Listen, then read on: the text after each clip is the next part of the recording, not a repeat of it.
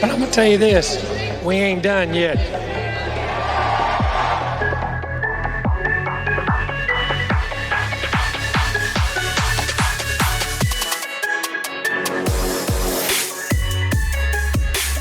Howdy, and welcome back to the Ineligibles podcast. I'm Will, he's Chase. We apologize for our one-day delay, but we got Chase here with us tonight. He's playing hurt. Chase, how you feeling? I'm feeling better. I got a steroid shot today. For those who don't know, I was sick. Those who were waiting on our episode to drop yesterday, which is technically today when we're recording, I apologize. Monday, I couldn't even talk so much as to call my secretary and tell her what was going on. Like, it was bad. I had no voice whatsoever, and I'm like, yeah, this is great. Y'all might have noticed on the pod, right? You may have noticed here and there on some episodes that my voice cracks a lot. That's just strictly because my voice doesn't like to cooperate with me. And if I'm ever around cedar trees, it's the worst. And it seems like every weekend here lately, we've been going down to see y'all, and we're always around cedar trees, whether we're in Austin or Lampasas this weekend. Spring Hoe is a blast. I attribute all of that to Reese Van. Thanks for coming out, Reese. Sheridan did a great job too, so I'm gonna give shouts to her too. I doubt she'll listen, but just in case. Spring Hoe was fun though, but you definitely shouldn't feel bad. I think I recorded 4 episodes back when I was sick, and I sounded like crap, but doing much better now. We're definitely wishing you a quick recovery. Thank you. I got a steroid shot today, so we'll be good. Yeah, we'll be back on top soon. That's right. Minor setback for a major comeback. That's what that is. All glory to God. So it's here on the Ineligibles. We're starting to really get cranked up with content. Football season is approaching faster and faster, but it's talking season right now. I believe SEC Media Days is in 2 weeks, 1 week, doesn't matter. It's soon. But we're here to do some talking, and we're going to talk about the SEC West today. Right off the bat, before we even look into how Vegas has these teams ranked, Chase, give us one team that you think will be better this year than they were last year, and one team you think takes a step back. One team that I think will be better this year than last year, I'm going to go Arkansas. That being said, I'm not poo-pooing on Arkansas because last year they were really salty, but their record did not show it. They're in the hardest conference and the hardest division in college football, and it showed on their, bottom line whenever you were looking at them on paper. But if you watch their games, they are tough. And it reminded me of Arkansas, the way they played whenever we first joined the SEC. They were always a really tough opponent for anybody that played them. They got you real banged up. They're back to their true form, I think, and I think they've got a chip on their shoulder coming off of last year.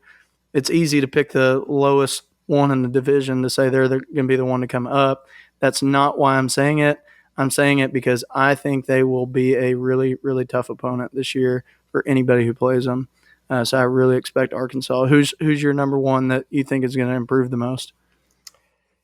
A few weeks ago when we were trying to plan this episode, I was ready to come on here and say that LSU was going to make a pretty significant step forward from last year, it's still like they're still my pick to be the most improved, or at least one that I think will improve quite a bit, just because they were pretty bad last year. I know they ended up going 5-5, but a lot of those, or like a few of those games at the end, especially the Florida game, they were extremely lucky to win. So even the 5-5 that they were is a bit. It's even overstating what they did, just a little bit. So, but they lost a ton to the draft and opt-outs and stuff like that. Lost a quarterback, was rotating, 2 true freshmen, had some god-awful hires at both coordinator spots. Both those guys have moved on or have, been relieved of their duties. But I think there's just too much talent on that team to be that bad again. And I actually think their quarterback's going to be okay. He's going to be a solid player in Max Johnson, who I think will start. He may not, but there's just too much talent there for them to have another, I guess it wasn't a losing season last year, but I just think they'll be better than they were for sure. Who's your one to take a step back? My one to take a step back, I think, is going to be Auburn. I just kind of see them as kind of, I don't know, they you know how Auburn has always been. They're very lukewarm some years. Some years they're like come out and shock you. Mm-hmm. I think this might be the year that they just maybe not implode, but they just don't do as well as maybe they should based on the talent that they have on that team. I'm looking at them. They've got a 56% blue chip ratio. Reminds me of maybe a Sumlin team that might have been 52, 54%, but just couldn't crest that hill. And we'll get into that a little bit more to where, or whenever we do all of the teams, I'll explain what I mean a little bit more then. But I just see them as taking a step back.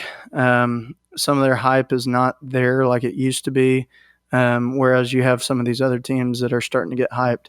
I think Arkansas is starting to get hyped. Ole Miss and Mississippi State, even though they didn't do all that well, are still riding that new coach wave. And so I think you see a little bit of that hype continue, mainly in their recruiting, and NIL have a big play in it. We haven't really talked too terribly much about that, but I think I don't know. I think Auburn they're going to be hurt by it, and I just don't expect them to have a great year this year. But Well, how about yourself?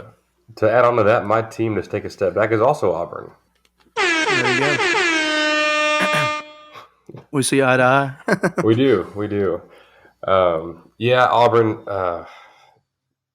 I'm not sure.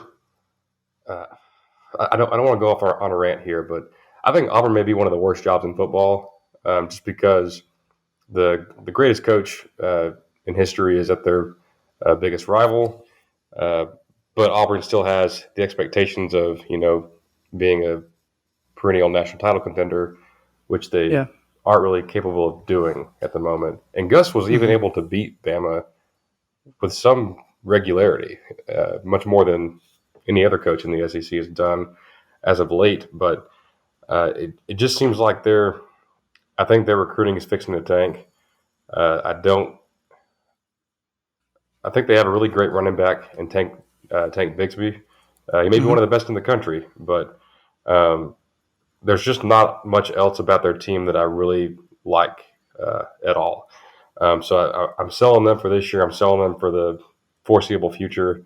Of course, now that I say that, Bo Nix is going to turn into Cam Newton, and they're going to win a championship, of course. But moving on, we'll get into what Vegas thinks about this division, and then how we kind of compare our own picks to that. But we're taking a look at DraftKings and odds to win the SEC West. I won't bother telling you the odds; it's not super important. But I will put these in tiers based off of how the odds are. So Alabama is a pretty clear favorite. After that, there's a drop off, and then there's A&M at second, and then there's a pretty good drop off after that, and then there's grouped together. There's LSU, Ole Miss, and Auburn, and then another big dip, and then Mississippi State and Arkansas. Chase, I know we talked pre-show about our own rankings, so how about you tell us yours? I'll say mine, and then we'll get into it with Alabama. Yeah, so at the risk of being wrong, anytime you have any kind of an opinion, that's never going to be 100% correct. I ranked mine, and I think you said you ranked yours as well, based on the teams that we like the most going into this year. That doesn't necessarily mean that this is how they'll end up. And I want to talk about that later. But I want to talk about skill set and teams that I think are good and teams that I think will be big. So mine just right out of the gate, and we're going to make a graphic for this, so you can refer to that if you'd like, if you're more of a visual person. But my ranking, I'm just going to read it real quick. I have Bama as my favorite. A&M, they're under Bama. I'm not saying that we can't beat Bama this year, but I'm just saying I'm kind of going with a safe pick, and that Bama's just on a whole other level as far Of as course. all of college football is considered.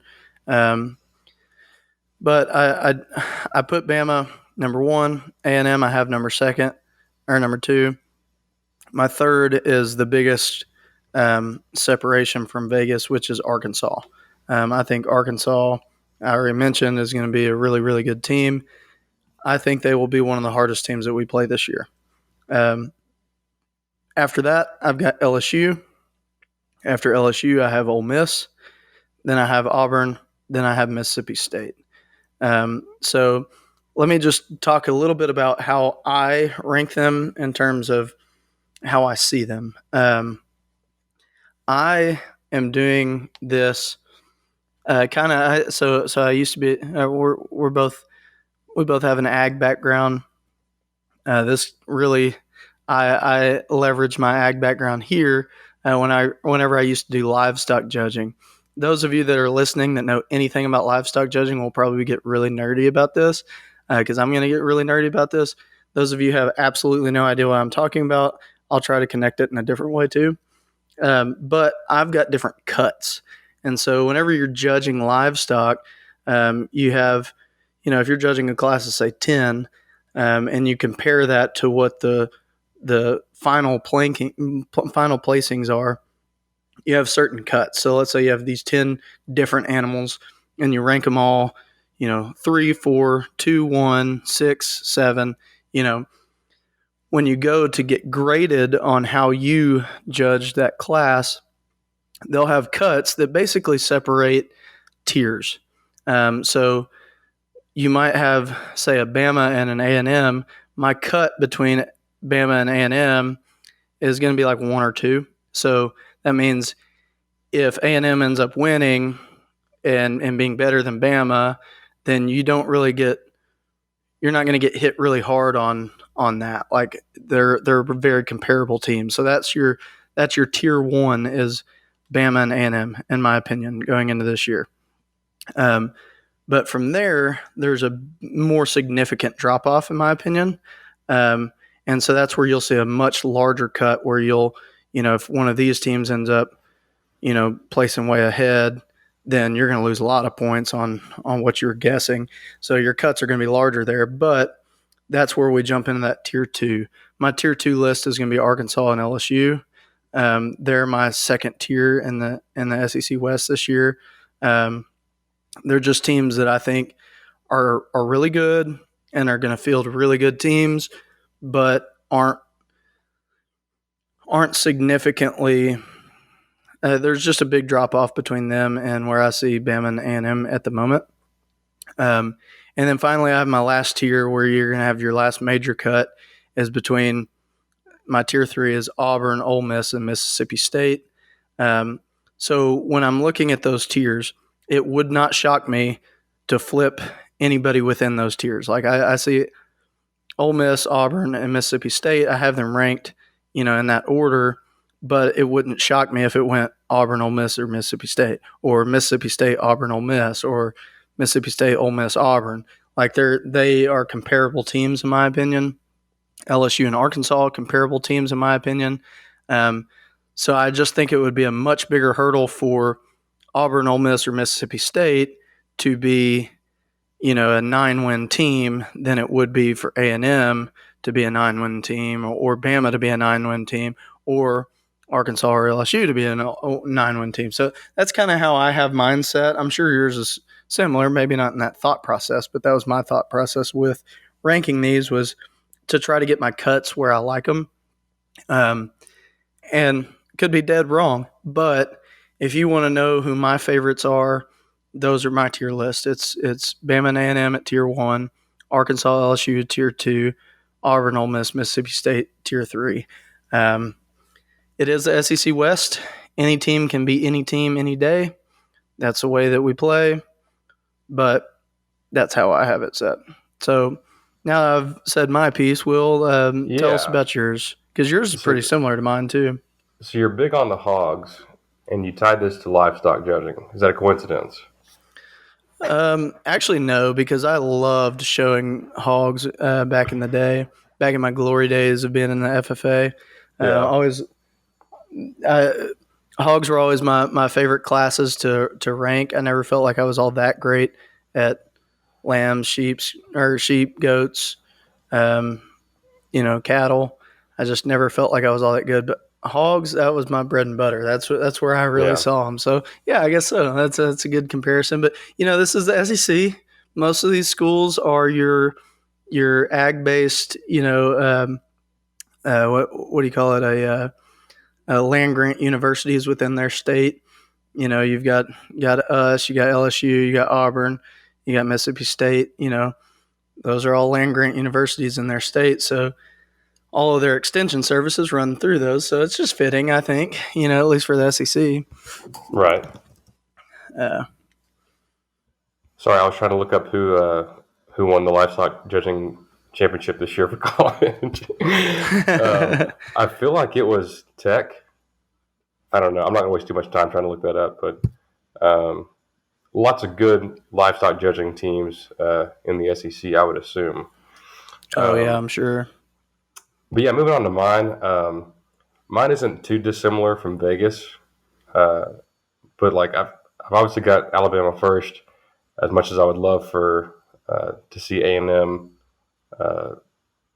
win the West for the first time, that'd be awesome. I'm not going to rule it out, but you can't predict that right now as high as we are in this A&M team. But I do have A&M second, and then after that I've got LSU and Ole Miss. I was actually pretty close on these two teams, LSU and Ole Miss. Both really good offenses, I believe. I think it'll probably come down to who's home and who's away in that particular game. But I think they're close in terms of how tough they're going to be to beat this year.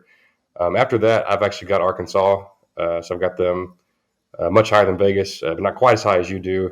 But I like what Arkansas's got. They've got. I was looking at the some preseason All-American teams yesterday, and Traylon Burks, their big-time receiver, he's a first-team preseason All-American by a couple of publications. So he's a total stud, one of the best players in the SEC. I actually like their quarterback, KJ Jefferson, and I like what's his face, Jalen Catalon on defense. So I think Arkansas is getting kind of a bad rap here on Vegas, but hey, I'm not a handicapper. They're good at their jobs for a reason. But after that is Auburn, the team I think will slide back the most, and then Mississippi State. I'm just not sure if Leach is going to be able to have the type of success there that he's had elsewhere. But we'll see. You never know. They came out and shocked LSU last year, and they may do it again this year. Who knows? But well, and that's one thing. One thing, if I was looking at Vegas compared to me. We both actually have the same list that Vegas has. Our only difference is Vegas has Arkansas last. You bumped Arkansas up twice. I bumped Arkansas up 4 times. And that's again because I'm really high on Arkansas. But after that, all of ours are exactly the same as Vegas. Yeah. I will say in terms of win-loss schedule, I probably wouldn't have the same list. My list would actually be pretty similar to yours. I think it would be the same, and that's strictly because of not out of conference, but your cross division rivals. Arkansas has to play Georgia. That's going to be. I'm not going to pick Arkansas in that game. As tough as a team as Arkansas is, like that would be, in my opinion, their number one game. If they win that game, they have really turned a corner in their program. So I'm not going to count them out, but that's going to be a really, really tough game. And then if you pair that with Mississippi State, they're going to play Vandy and Kentucky. and Ole Miss is going to play Tennessee and Vandy. Yeah. So they've got one more really And then tough game. and we Those two play don't. Mizzou in South Carolina. So Right. So we have, in my opinion, Arkansas, for the exception of LSU and Bama, because I think Florida will be a better team than Georgia, and we'll get in that next episode. But in my opinion, Arkansas has the third hardest game having to play Georgia, outside of any team that has to play Florida. right. Um, And it's non-con, but they also play Texas this year. So look out for that. that. Actually, I will say, and this isn't me on hating on Texas, but I would say if I'm Arkansas, I'm earmarking that game because I want to win that game to prove that I belong in the SEC. Oh, and it's in Fayetteville. It's going to be crazy.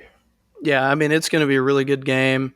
I think they are very competitively matched, mainly because I think Arkansas is a tried and true like SEC power football type team right now. They're aggressive, they're tough. I think Texas is a Big 12 high flying, got some really, really good skill players. So it's going to be a good matchup. What's going to set Arkansas apart this year is if they can use that toughness to beat those high flying teams because they play Texas. Ole Miss is a threat. Auburn's a threat. Mississippi State's a threat at that high flying level where you're not seeing that as much in A&M and LSU. You won't see that as much in Georgia either, but you dang sure will in Mizzou. So I think it's good for them. It sets up good to where if they can really hit that niche and they can say, okay, we're going to outpower these skilled, skill position teams, then I think they could really set up a really good schedule for themselves. Yeah. Let's keep on with Arkansas here. And kind of put a bow on them, but they don't lose too much off of last year's roster. They do change quarterbacks. Exiting is Felipe Franks, and coming in is I don't think he's been named the starter yet, but most likely KJ Jefferson. He was a blue chip recruit coming out, and actually, of the 7 SEC West teams, I watched 5 of their spring games. In fact, it was the teams I have in the top 5 in the division. But I thought Jefferson looked good. Former A&M target Malik Hornsby is their other quarterback, and you can still see his athletic ability and his arm talent. It's very apparent when you watch him play, but he's got to get his accuracy down, or he's going to have a tough time beating out Jefferson and being a starter there eventually. But like in the spring game, I think he should have thrown like 5 picks, I think, but there were like a couple of drops by defenders. And then on defense, Jalen Catalon is a first-team All-SEC candidate, kind of a do-it-all, like nickel defender, can cover the slot, can come up and bust you in the mouth. They did lose probably their best defensive lineman, a kid named Jonathan Marshall. He actually flashed quite a bit when A&M played them in 2019. I'm like, man, this number 42, he's pretty good. He went in the 6th round of this past year's NFL draft, so they're probably going to miss him, but I think pretty much the rest of the defense returns, including a linebacker by the name of Bumper Pool. Speaking of Bumper Pool, you can get your Bumper Pool trailer at Duganstone Trailers in Groesbeck, Texas. Yeah, Duganstone Trailer. You can get some really good Bumper Pool trailers from there. The pride of Groesbeck, Texas. Yeah, old Bumper Pool. Ask for Blake. Tell him we sent you. Yeah, you mentioned their quarterback. The quarterback's going to be the number one question for me because they did lose Felipe Franks, right? Yes. Okay, so I not to dog on Felipe, but I feel like there's some similarities between him and Mond. That they're probably hoping that they see a new energy at that position coming into this year. KJ Jefferson was a really good quarterback. I remember when he committed to them, I was I really liked that set. Um, but Malik Hornsby was one of my favorite recruits. And I have to say that part of that's because he and A-Chain were like, you know, thing one and thing two back in high school. Like if you watch their tape, like you might be watching a play that's really a highlight of Devon, but then you see Malik on the other side of the field and you're like, oh, who's that quarterback that was playing, So I could see him being either a second quarterback, or I could see him starting too, but I could also see him just being a super good skill player that they kind of utilize more like we use, um, an I Smith or Yeah. something like that. Like I could see he's got some super speed, and Outstanding speed. he's going to see the field whether he's starting. If he's not starting quarterback, he's going to be starting at a different position because they've got to use that speed somewhere. But I want to say, and I don't remember 100% here, but I think one of the big pulls for him to go to Arkansas is that he really did want to play quarterback. And that was something that one of the reasons why it wasn't as attractive for him to come to us, because we just had too much talent there at quarterback that it just didn't look like we would want to play him at that position. So we'll see. The sprint relay team at Fort Bend Marshall a couple years ago consisted of Malik Hornsby and Devon A-Chain. Yeah, and that is some serious speed. I think a third guy was a D1 football player too. I can't remember his name, but I don't either. they definitely won state that year. That's about all I've got on the Hogs. But going into last year, I was like, this team's about to go 0-10. Like they were god awful last year, and it was a complete disaster. But I think Sam Pittman is. I think he's a good coach, and I think he's going to get the most out of what he's got. They're never going to recruit the best, but I think it's a solid squad, and we know it's like they're always going to give A&M a tough run. But well, and here's what I'll say. Here's what I'll say on that is my last point is that like if you put them in any other division of college football, I think they're at the very top of their division. And that's not me trying to be an SEC homer. That's just me saying even if they were in the SEC East, I think they would really push to be second or third in the East very easily. Of course, they would have that hurdle of Florida and Georgia, but if they were in the East, I would definitely have them as my number 3. You put them in the Pac-12, I think they really, really do well. Put them in the Big Ten, I could see the argument that they're better than a lot of these Big Ten teams that are out there. And I'm going off of last year's squad for them. So, like, if you put last year's squad in a lot of these other conferences, I think they would have had a whole different year. And so they're my dark horse candidate for sure, because if you watch their games and not just look at the stat line at the end of the game, then you can see like, they're going to punch you in the mouth, and they're not going to back down, and they're going to be hard to play. Like you're going to feel it whenever you're, as my dad used to say, if you and I get in a fight, I might lose, but you're going to remember that you were in a fight, So ultimately, maybe we shouldn't get in a fight, because you're going to be hurting tomorrow, even if I lost the fight, And that's kind of how I see Arkansas. I see them how we wanted to see ourselves for years of, the win-loss schedule didn't really represent how good of a team we were, and we were being held back because of how great of a division we were in. They really saw that last year, and I think they have to turn the corner this year to turn that skill and that angst that they have to win into actual wins. And I think it could. I dogged on Sam Pittman whenever they first hired him. I was like, okay, that was kind of dumb. They didn't give Chad enough time, but he proved me wrong last year. I feel like, even though they didn't do good at all.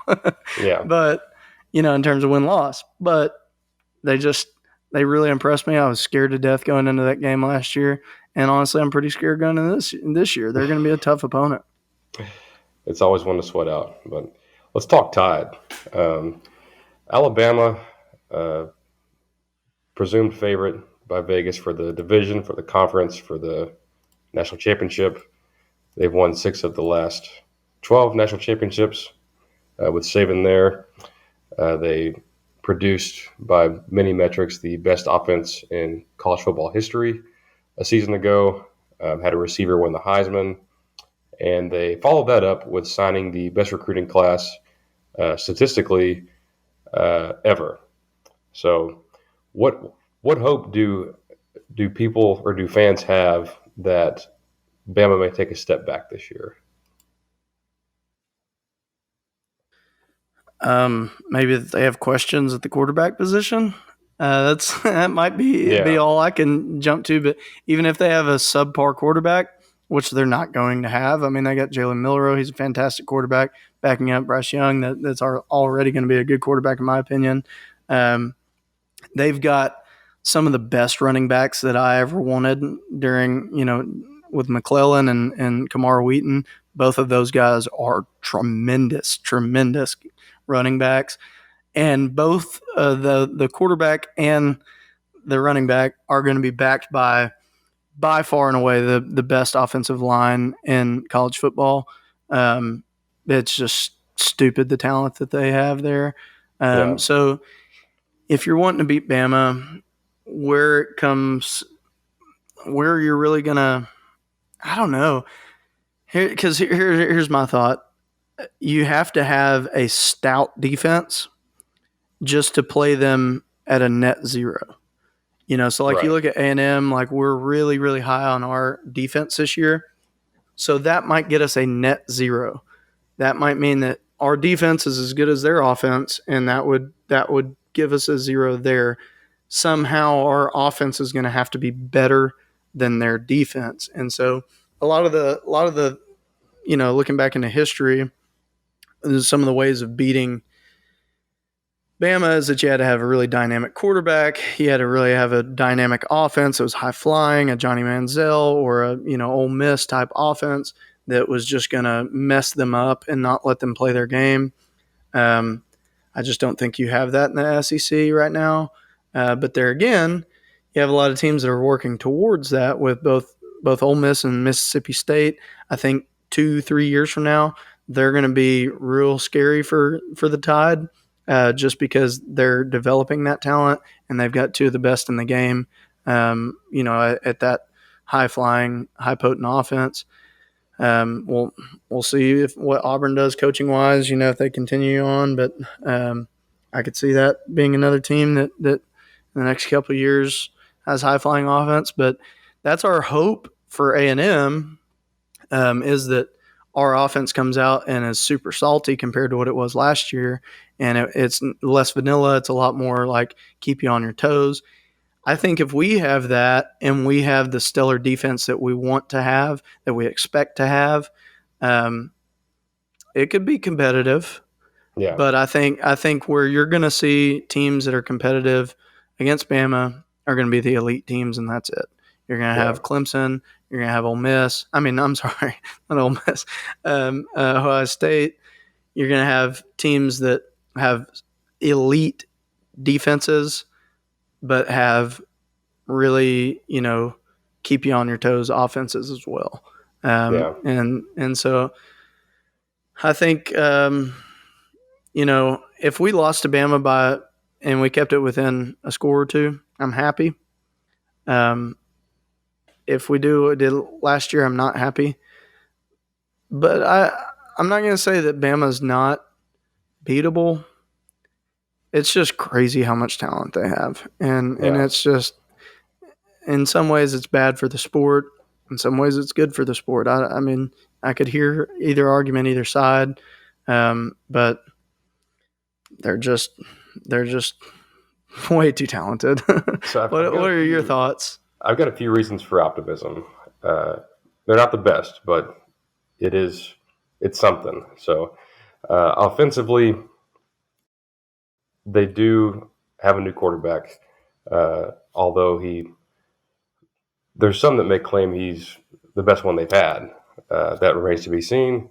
But he is new. He's a redshirt freshman or true sophomore, however you want to look at it. He had very limited snaps last year, but He has to play at the Swamp next year. He has to play at Kyle Field next year. Um, Freshman players, or I guess younger players, tend to make mistakes, and he may have a game where he makes a bunch of them, and it holds them back. The other thing is at receiver, they lost two of the best I've ever seen after losing two top 15 NFL draft picks the year prior. But they lost Devontae Smith, and Jalen Waddle is finally gone, even though he really only played against A&M last year and missed a lot of the year. But I think what I'm getting at here, and on the O-line, they lose, 3 draft picks, a first-round tackle, a really high-end center, and a tremendous left guard. What I'm trying to get at is I think their offense will go from being the best we've ever seen to merely really, really good. Instead of them being, flat out impossible to stop, we should get some stops. I'd be very surprised to see it play out like it did last year with them putting up 52 on us.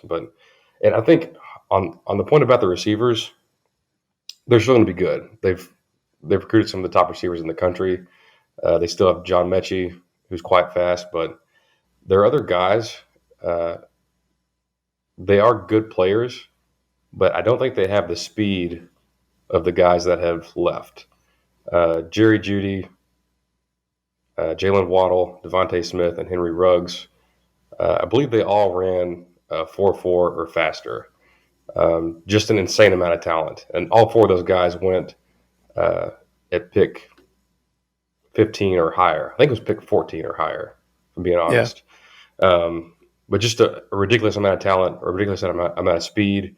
And there's not a secondary in college football that has that kind of speed to match. So that's my optimism on offense.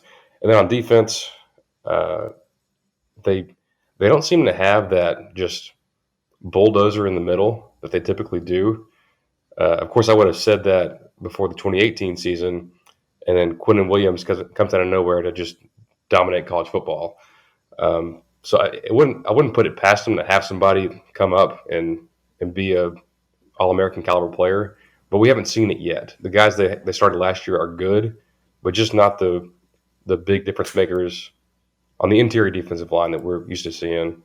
And then I don't know. I guess they lost Pat Surtain, who was really good, but I'm sure they've got, I know they signed the number 1 corner in the country last year, so I'm sure they're going to have a good secondary still. But hopefully, A&M can contain the pass rush on the interior. We've talked about how we like the A&M tackles against their defensive ends, but they're going to be tough, man. That's a tough team to beat, but it's at home. It's going to be at night. It'll be good. We'll see. I'm sitting here looking at their scholarship distribution at the moment, and 247's got to have this kind of messed up because right now they have 17 scholarship linebackers and 1 edge rusher. So they've got to have those kind of skewed to where some of those guys have to be edge rushers. I could see Kendrick Baxter being an edge rusher actually, but if he's not, he's going to be a generational talent. I wanted him bad, but you were talking on the interior line. Goodwine, Martrell, is it Martrell Goodwine? I believe it's Monkel Goodwine. Monkel Goodwine. I liked him a lot. He's going to be a really, really good player.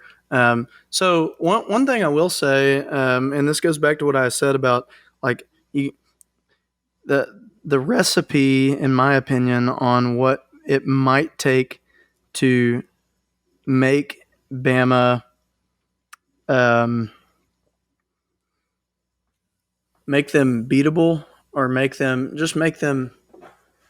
human, just to take them from being the Avengers and bring them down to somebody that you could probably beat, is that you would want to have a consistency at defense on your team with a pretty senior unit at defense.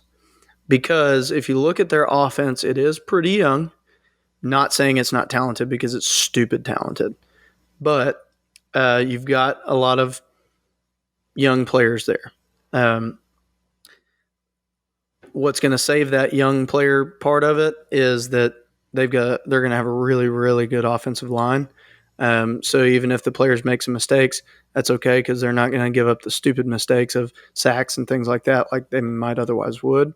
But they lost a lot of coaches as well on the offensive side.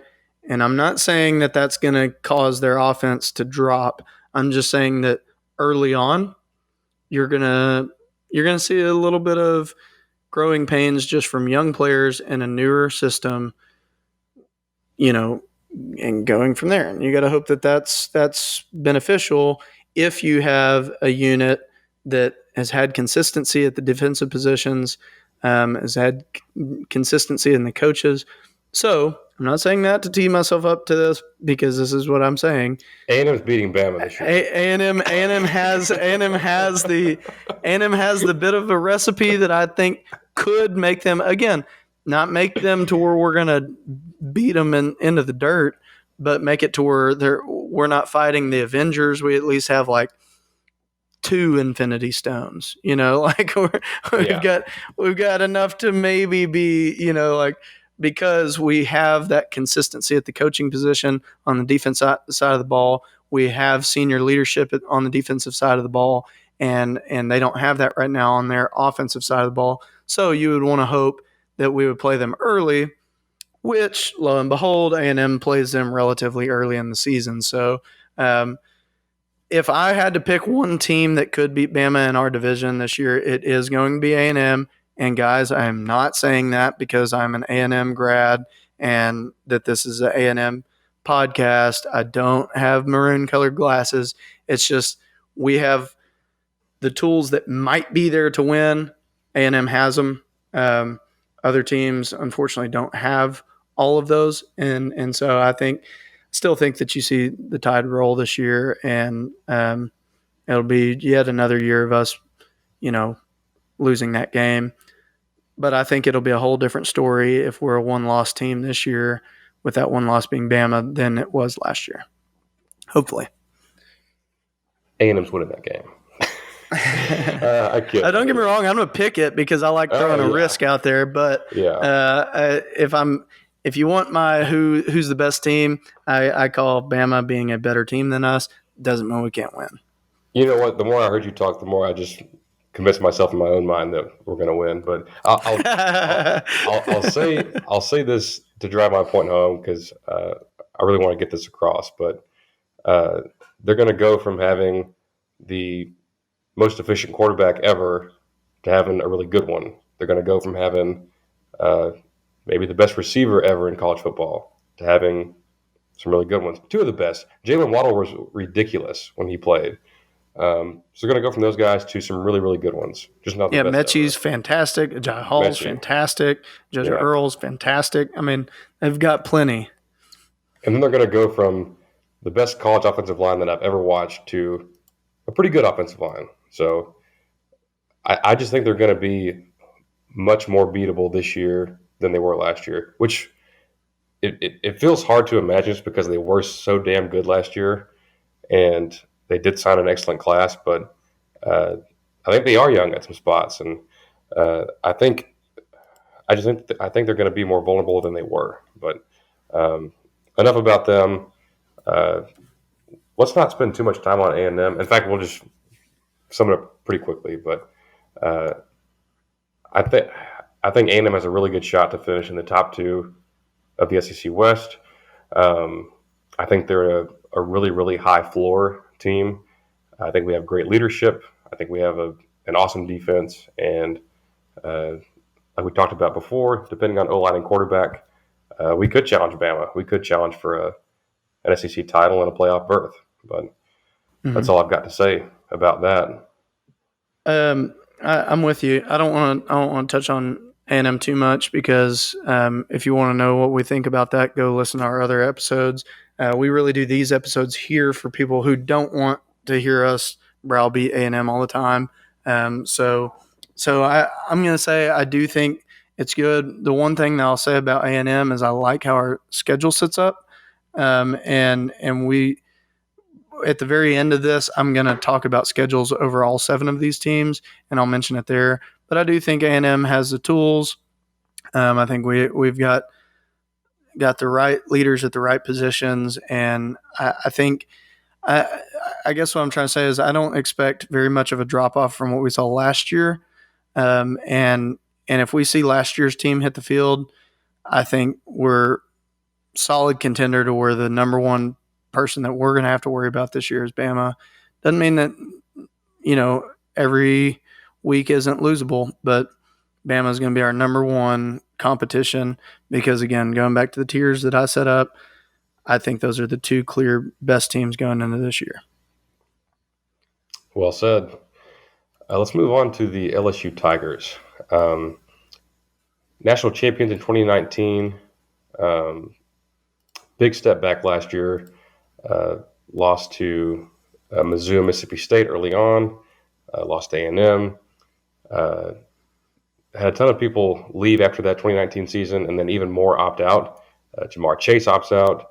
Tyler Shelvin opts out. What was weird to me is after the A&M game, 2 other guys opted out. Like they played that game, they're like, okay, yeah, we're done now. But at the end of the year, they barely had enough scholarship players to field the team. And I think the quarterback, I think Max Johnson turned it around at the end of the year. I would expect him to start. They have a fantastic outside receiver in Keyshawn Boutte, also a fantastic name. I mentioned at the beginning that I was really going to come on here and pick LSU to be really improved, and then I changed my mind. I didn't say why, but I'll go and do that now. Maybe the biggest thing is Orgeron may be in some hot water with some legal issues stemming from some sexual assault allegations. We're not lawyers. There's not a ton of info out about that right now. So we'll leave that for a different day. But that's got to be hanging over his head and over, just kind of like a dark cloud around the team. But then on top of that, I was going to come on here and say that they return every offensive lineman, every defensive lineman. Their starting left tackle just transferred to Kentucky. And I put this on Twitter, and I'll use the same words, but they have a black hole at left tackle. They do not have a young stud they can plug in there. They don't have a good seasoned vet they can move over there. They're going to be bad at that position. It's very, very troublesome for them. But also, what's weird is they just don't have that guy at running back like they usually do. Like there's no Fournette. There's no Geis, who's a piece of crap. But there's no who's the other guy? Edwards-Helaire. Like they've always had that guy, Jeremy Hill. I feel like they just have a bunch of guys at running back. Yeah. Well, that's what jumped out to me too whenever I was looking at their scholarships. I could see my number one thing that I'm going to mention to them is the off the field stuff. I'm with you 100% on that. You hear that kind of talk in college football a lot. Whenever there's interviews or whenever you're talking to players, you'll hear like, oh, we take it one day at a time. We don't let that stuff get in the locker room. That's a lie. That stuff is in the locker room, and they're going to talk about that. Now, are the players going to sit around and talk like, oh, well, he mishandled that? No, they're not. What it is it becomes a distraction for the coaches and the administration. They're not able to put 100% into football because they're looking at some of this other stuff. Like you talk about like issues that we've had in the past with like Johnny and, there's just off the field issues. Well, there was, and that created a little bit of animosity within the locker room. But the problem was your coaching staff and your athletic department and all that, they're having to try to navigate all that stuff and figure it out with compliance and everything to make sure it's all good. And so you're not having the coaches go in and be like, hey, stop this, focus on what's most important, And so you'll hear that, oh, don't off the field issues aren't a big deal. They are. I'm not saying that will cripple a team, but it's enough of a reason why it would be. This one seems a little bit harder for LSU than the ones that they've had in the past. They've had a lot of off the field issues in the past that just kind of get, blown Swept over. under the rug. I always felt like Orgeron was not an elite level coach. I always felt like he was just a pretty good coach. Don't get me wrong. Like I would compare him to like of course I just went blank on the name. What's Penn State's coach name? James Franklin. James Franklin. I would compare him to James Franklin. I consider James Franklin a really good coach. I consider Orgeron a really good coach, but I don't consider him in the elite of the elite. And of course, it's going to sound like I'm being, A&M homer here whenever I include Jimbo in this list. But when I look at Dabo, I look at Jimbo, I look at Saban, I look at even Brian Kelly for that matter. Some of these coaches that have just always done really well. Mac Brown, just these phenomenal coaches in college football year over year over year. I wouldn't include him in that list. And whenever they won that national championship and whenever they had the year of all years, which I still consider that team better than Bama of last year, but that's a whole other story. It's a very fun debate also. It is a fun debate, but like I'm saying that so that like I still consider like best team that I've ever witnessed would have been that LSU team, and I would have put them against like 05 Texas. I would have put them against last year's Alabama. I'd have put them against truly the elite of the elite through the years, even like back to the U, at Miami, like some of those. But at that point in time, I was saying, and I told you a million times, I was dead wrong about Orgeron. He proved me wrong. And then it seems like ever since then he's proved me right. And so it just seems like handling of issues and stuff like that isn't their strong suit right now. And that's problematic whenever you suddenly have a whole bunch of issues coming into the play. Yeah. I'll put it this way. If we switched coaches with them, if they had Jimbo and we had Orgeron, they would bury us. It'd be a disaster whenever we played them. But yeah, I think the off-field stuff is an issue.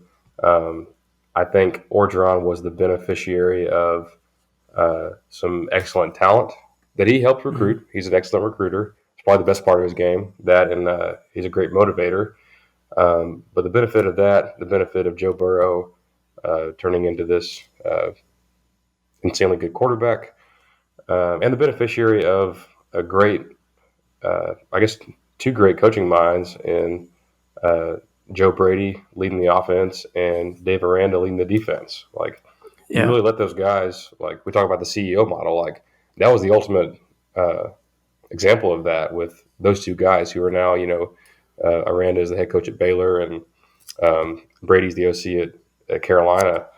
I think they had really, really poor coaching last year at offensive coordinator and defense coordinator.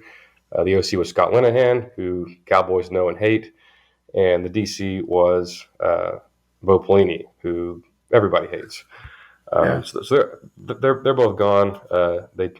I think they're trying to recreate the Joe Brady thing. They took another young offensive mind from the Saints in Jake Peets.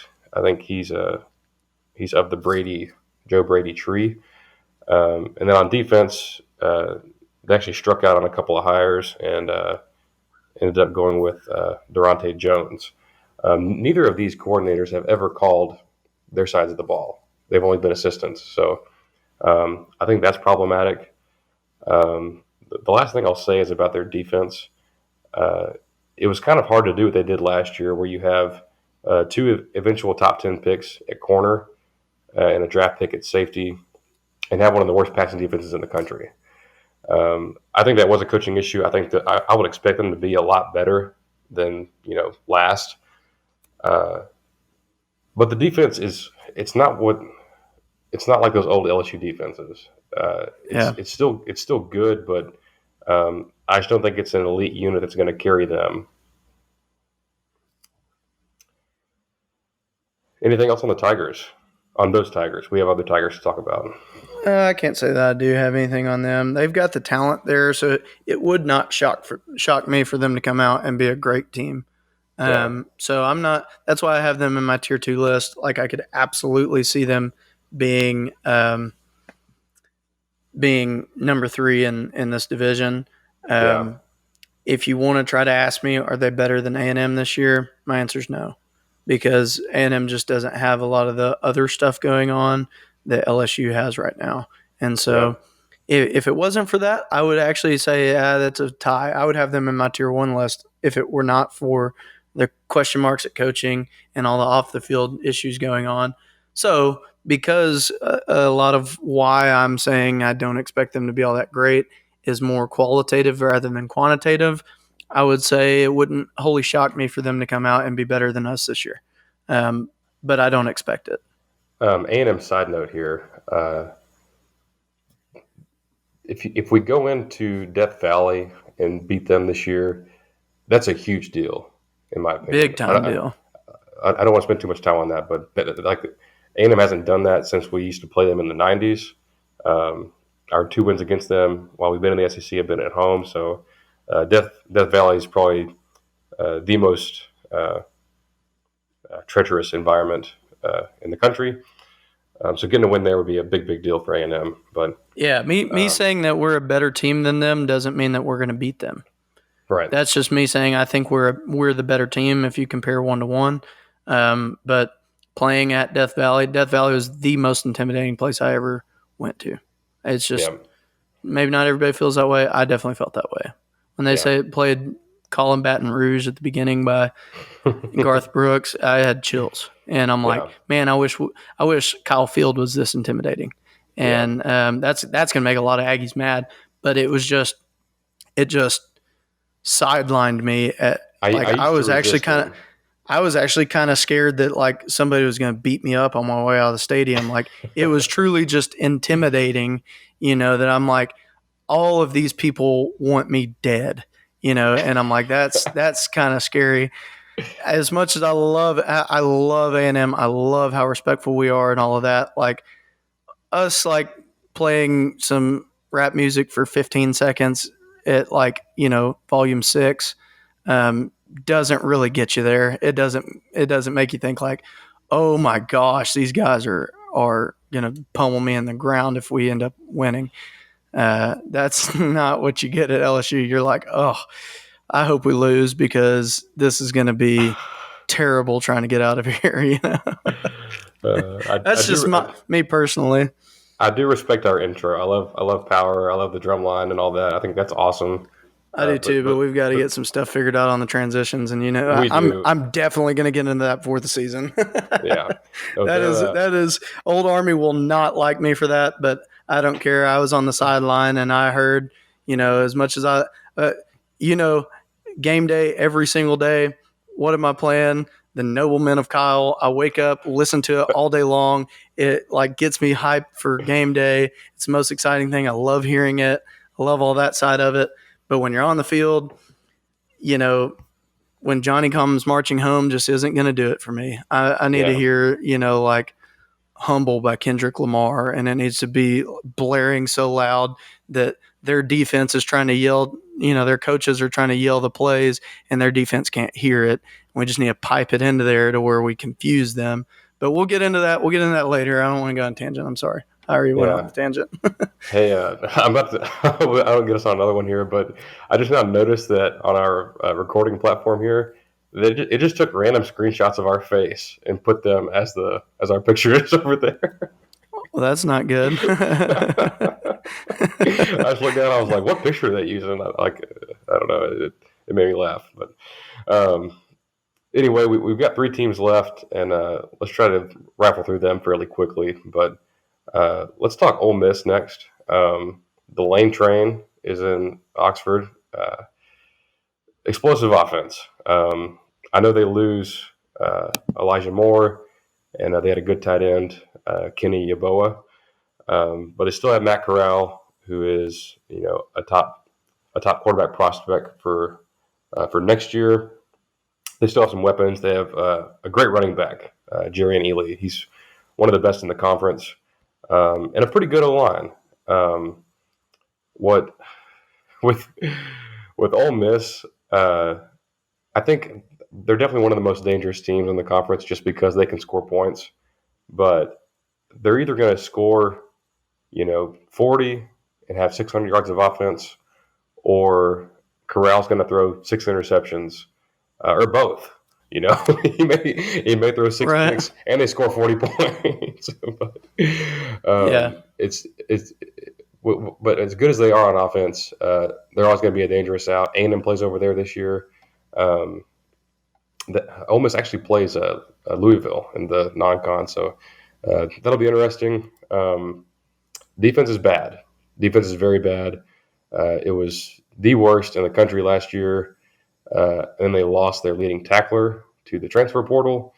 They brought in some good freshmen. They actually brought in a couple of defensive tackles that A&M wanted, most notably Tywone Malone, who's a borderline 5-star. A great player.